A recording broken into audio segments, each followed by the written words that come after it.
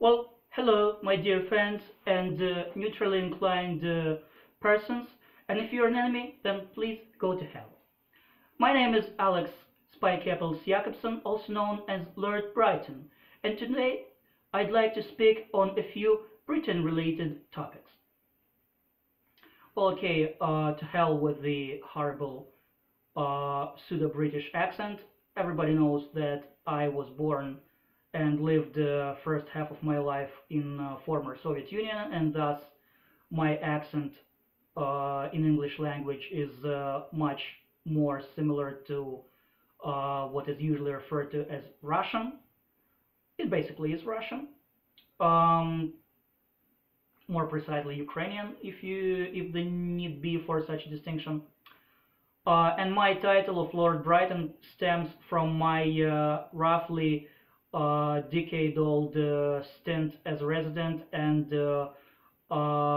perhaps not formally recognized but unquestionably essential supreme leader of the Brighton Beach neighborhood in Brooklyn, New York, which is in United States, which once was a sort of part of England but not anymore. So this is what I would like to get off my chest. Uh, a couple weeks ago, there happened this event that now is popularly referred to as Brexit, the exit of Great Britain, or at least referendum being held on the issue of exit of Great Britain uh, from European Union. And first thought on this issue that I wanted to share is the following. So far, events of supposed presumed exit of a certain country from European Union has been referred to by the words made up of the first letters of the name of that country and the word exit, such as Brexit is for Greek exit, Brexit is for British exit. People are saying that if, for instance, France were to follow suit, it would be called Frexit. I want to suggest that conversely, the process of accession or joining or entrance of a country into European Union should be also referred by words made up of first letters of a particular country and the word entrance, or most of it. For instance, Serbia, which recently had elected heavily pro-European parliament, is aiming to enter European Union by 2020. Such process should be referred to as Serbtrans. Iceland also recently got a more pro-European leadership. The previous one was Eurosceptical. Interestingly, this coincided with Iceland's wonderful performance at the Football European Championship in France. Process of Iceland joining European Union should be referred to probably as Icetrans.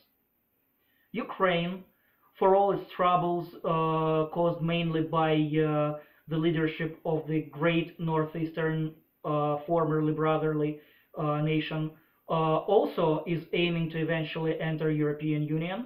Such process should be called as Uktrans or Utrans or Ukrans.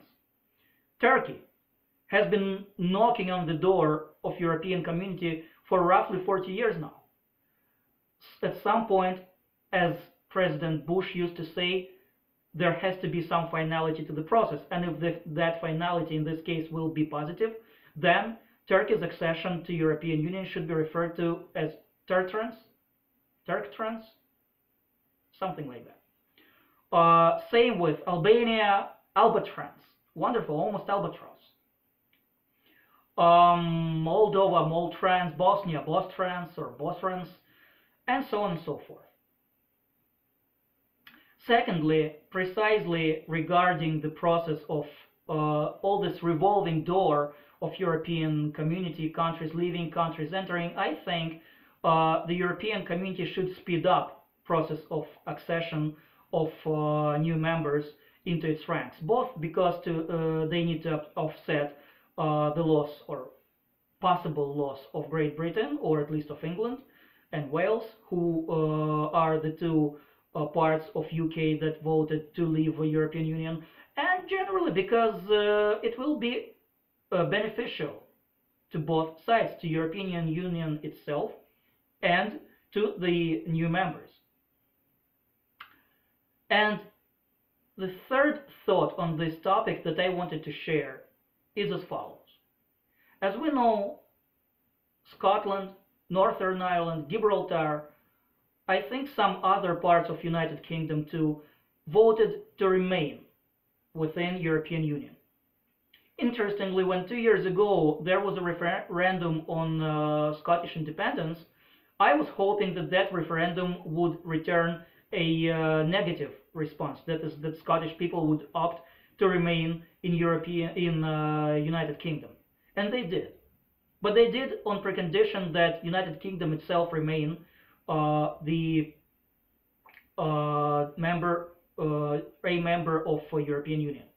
Now I'm prepared to do 180 and root for Scottish independence because it's a historically absolutely well-founded idea. Scotland for many centuries was its own kingdom, absolutely sovereign, several times subjugated by England, several times throwing its yoke off, and probably there is the time is ripe for one more such overthrow. Northern Ireland, perhaps as next step after holding its own referendum on independence, would rejoin with Republic of Ireland proper. Gibraltar might want to return to Spain or have some kind of joint leadership of joint rule of the city-state, just like there is a joint rule by Spain and France of Andorra. But I want to note that within England itself, there is lots of division, regional, age-based and other, between different parts. Some parts, usually more economically depressed, interestingly enough, if the issue is immigration, then why places like London and some others, mostly coastal, which are, well, they're colony, but they will wait, that are more coastal and more heavily suffering, so to say, from the influx of foreigners. They are voting to remain in the European Union. They don't seem to see it as a problem, even though they got influx of Islamists, of other undesirable elements, and somehow places like Sunderland, I don't know, Liverpool perhaps, Birmingham and others, who see much fewer heathens and foreigners, voted to leave. That itself is an interesting phenomenon.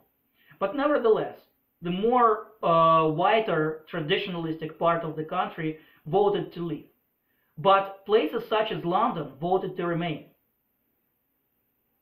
London, of course, does not, among other, want to lose its standing as Europe's main financial and also very important cultural, political and other kinds of hub.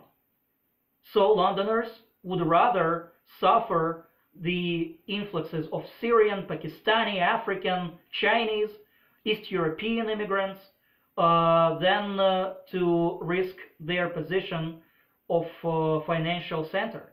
They do not. They apparently value their international standing as well as their city, their stock market, their galleries, their museums, their pubs, their performance venues, and so on, over what is being proclaimed as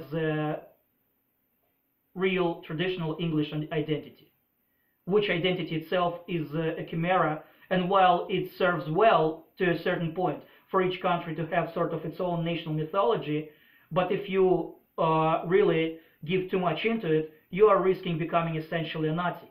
If you look into English heritage in particular, you will see that there has been hardly any more rainbow / kaleidoscope formed nation in Europe as the English people.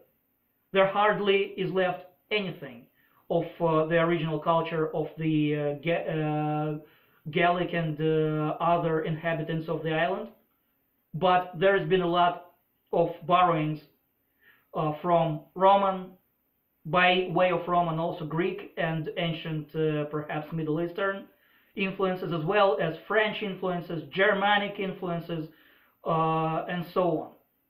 England, for all its uniqueness and special identity, is as mixed origin as can be. But this is my main point. England was also not a unified kingdom until sometime around, I believe, 700 AD or so. Originally, it was a bunch of 7 barbaric kingdoms started by Anglo-Saxon, that is Germanic migrants, who eventually took over the island and wiped out whatever pre-statehood was formed by the union of original Gallic and Roman colonizer influences. There were 7 kingdoms, and in particular London was a part of Kingdom of Kent, if I'm not mistaken, which eventually was overtaken by Mercia and then by West Sussex until finally unified England would emerge. Moreover, London itself was a very unique and specific entity, which starting quite early, probably like 700 or 800 years AD, if not earlier, had its own interesting form of self-governance. Given all this, I wonder if residents of this and some other parts of England who voted for Remain would maybe give a thought to not only being upset and shedding tears, and not only to taking to the streets in protest over the will of residents of Sunderland, for instance, by the way, city whose football club I support, but whose residents made a terrible choice on this occasion. Maybe Londoners might recall the glorious times of their ancestors, and maybe they might give a thought to demanding some sort of self-governance, even to the point of also declaring independence, perhaps restoring Kent Kingdom, or maybe declaring London Republic or something like that. After all, they used to be their own state before there was England. And one more very important Britain-related topic that I wanted to cover in this clip. There just today came out a report of the so-called Commission of Sir Chilcot on Tony Blair's activities and role in the overthrow of Saddam Hussein in Iraq. And it has kind of, as somebody put it, politely damned former Prime Minister Tony Blair. I personally want to refute the findings of that commission and of statements by some figures that have come in the slide. I would like to say that Mr. Jeremy Corbyn should be apologizing for his own failed leadership, which both caused the Brexit on this occasion, and which also has strained Britain's relationships, or at least British left relationship, with significant parts of free world. Mr. Corbyn is a failure, and he is not to speak about Mr. Blair and moreover apologize for Mr. Blair's actions of almost 15 years ago. Mr. Chilcot is wrong to accuse Mr. Blair of overreaching his powers and claim that in particular there was no that not all means of resolving the conflict peaceably were exhausted. Peaceful resolution, my butt. Every attempt to persuade Mr. Saddam Hussein to either forthrightly disclose the situation with his weapons of mass destruction arsenals, or leave the country and hand power to other people not connected to his atrocities, had failed.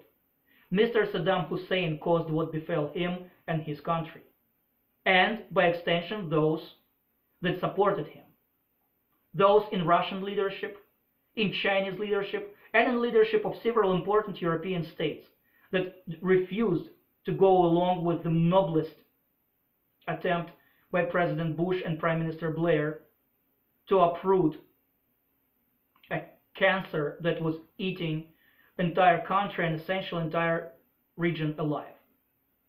Saddam Hussein used weapons of mass destruction in the 80s, including against Iranian soldiers. How ironic that United States and its allies, the so-called Great Satan, as they are referred to in Iran, actually did Iran's bidding and punished Saddam, including for what he did to Iranian army, as well as what he did to his own people.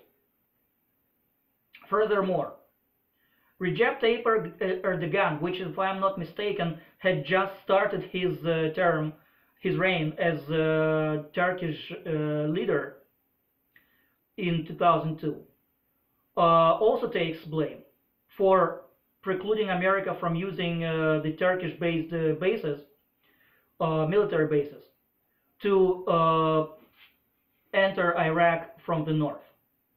Had Turkey gone along with the plan and not allowed itself to be myopic with fear of strengthening of Kurdish movement, which Turkey will have to come to terms at some point in some fashion or another. Had they instead gone along, we would have been able to invade Iraq from the north and secure cities like Mosul, Fallujah, and others much sooner and much better. And this terroristic bacchanalia would not have taken place, at least not to such extent. Furthermore, President Obama takes blame for his premature troop withdrawal. Before that withdrawal started in 2013-14, there was several years of serious lull, serious decline in terror activity in Iraq. I do not always bash or denounce President Obama, but this is definitely a major blunder, perhaps the biggest blunder of his foreign policy, probably of all his term and all his policies. The head of Union of Relatives of British Army personnel slain in Iraq is wrong to claim that their clients' relatives died in vain. They did not die in vain. They laid their lives for progress, for democracy, for freedom. And while, yes, there has been tremendous number of problems in Iraq ever since, it is false to claim that those lives were wasted. People that under the guise of fighting for liberties and progress went against Operation Iraqi Freedom, essentially sided with one of the bloodiest and worst dictators of our time, and against people that took that dictator out. Sticking up for Saddam Hussein, and you cannot separate that from denouncing possible wrongdoings by American or British leadership. Sticking up for Saddam Hussein is like sticking up for Hitler. People should realize it. People should remember that there was never any promise that things would go absolutely smoothly after Saddam was gone. There was never any promise of 50-cent a gallon gas in the United States or Britain. Yet somehow many people chose to claim that there were such promises and they were not delivered upon by Blair or Bush. That is all baloney.